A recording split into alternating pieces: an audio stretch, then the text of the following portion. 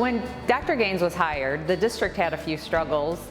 There was some trust issues in the district with the community. Dr. Gaines' strategic thinking and ability to plan and look at the future of the district and tell the community what was happening moving forward and what the strategic way of handling the finances of the district primarily, and what it is and what it would take to make our district a destination district for people to want to live in our community, send their kids to our schools. He had that vision.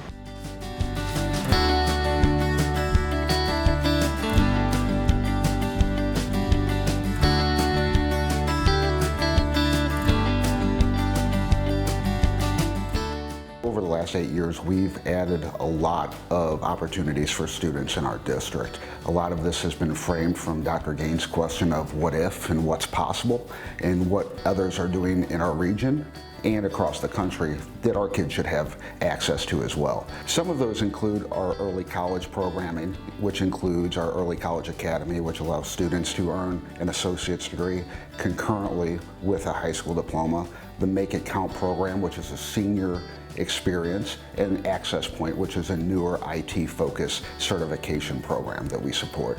We also partner with area school districts with St. Louis CAPS, the Center for Advanced Professional Studies. It is beneficial to me because I'm going to have my associates by 18, so I'm going to start nursing school and be out and have my BSN by 20, and then hopefully go for my master's and my CRNA and have that by 24. So it's really helped me achieve all my goals, and not only that, but achieve everything I want at a faster pace. At CAPS, we go on rotations to all kinds of departments in the medical field. My two favorites is an open heart surgery, and I got to see a twin C-section. And then we just got finished with the Passion Project, where we have to raise awareness for our cause, educate students, and also volunteer. I did foster kids and their mental health, so I got to educate here, the health classes, hang up posters everywhere, and create a website. And I also volunteered at a boutique called Refresh. And we have developed our own internal MyPath program. MyPath is a student-driven, student-developed, independent study where students can dive deep into passions, interests, post-secondary opportunities that really allows them to test drive what they want to do after they leave our high schools.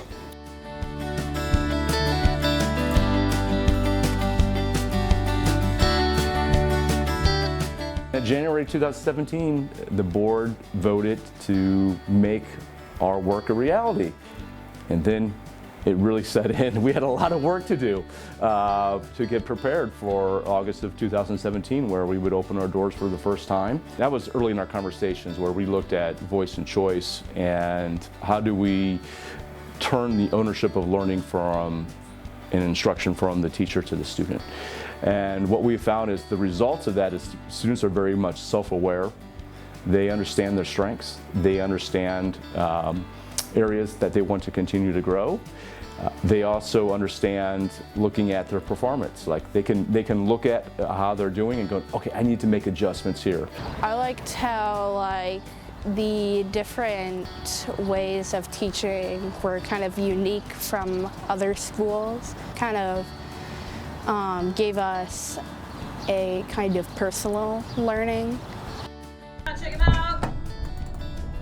And bring them back up. Nice small backwards arm circles. The at-home program is a virtual school for students entering kindergarten through 8th grade. We are fully synchronous, which means we have completely live instruction. We have normal school day. We offer all of the same classes that their in-person counterparts would have. But a big difference, aside from being completely virtual, is that our students, as of this last school year, come from all across the state because we're part of the state's MOCAP program. At home really got its start during the pandemic. We had discussed in years previous the need for an alternative for students who were maybe medically fragile or who had some other kinds of needs that precluded them from being able to be in the building on a regular basis. However, that had never come to fruition. During the pandemic, we had to. Hello everyone, this is Dr. Gaines from Mehlville School District with what's become our little weekly data update on COVID. Working with Dr. Gaines during COVID was, if there was anybody that I would want to work with, it would have been Dr. Gaines. He was steadfast in all his decisions. He took the concerns of us as nursing staff and medical professionals and really listened to us. We could go to him with any concerns that we had, whether it be student safety, staff safety, or even our safety, as seeing, kids that would come in sick and whatnot. His main concerns were the safety of the students and the staff of the district, and I think his leadership throughout the COVID years that we had were amazing. I mean, the vaccine, when they became available, regardless of where you stood on the vaccine issue, it was important to us to make that available to our staff and to our students. I think we had a really good turnout for vaccines for staff and students, and I think the staff were very appreciative in having that available for us. That includes the testing that we had available for the staff. They could come and get tested whenever they wanted to, and I know at times it was super busy and we had a lot of staff being tested, but I think that put a lot of staff members at ease, knowing that we were actually here to keep them safe, keep them healthy, and to give them the most updated information that we could.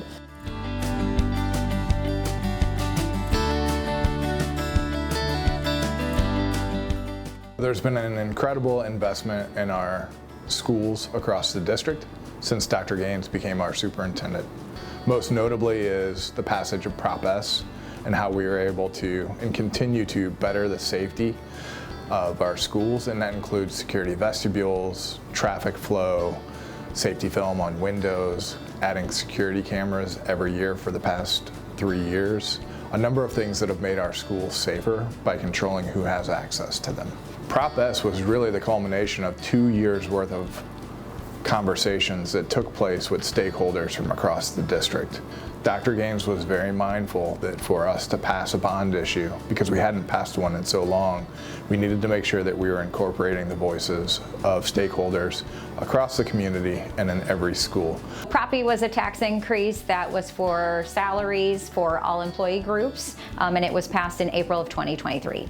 It basically, ensures that we have and we are able to recruit high quality teachers, and then also be able to recruit from other areas in the workforce that may be hard to fill positions that we have, whether it's bus drivers or custodians or our carpentry or IT or our nursing. Long-term impact for students obviously is, we're going to have great people in our classrooms. We're going to have great, employees working with our students each and every day. So I have 3 kids in the district, and quite simply, I want them to have the best district that they can have for their, school experience, whether that be the, brick and mortar or the human, side of things, whereas the teachers. I think one of the most exciting things about seeing Prop E and Prop S come into a success is the fact that it shows how much our community is behind our district, our teachers in the district, our staff in the districts,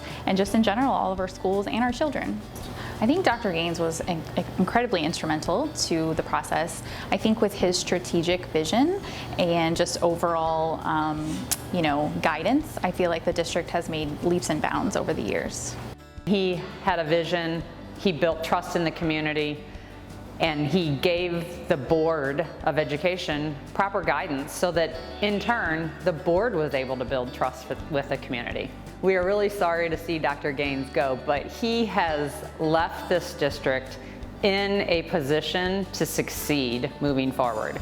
Dr. Gaines was instrumental in shoring up the foundation of our district. So now that we have a strong foundation, I believe that we will continue to build on that.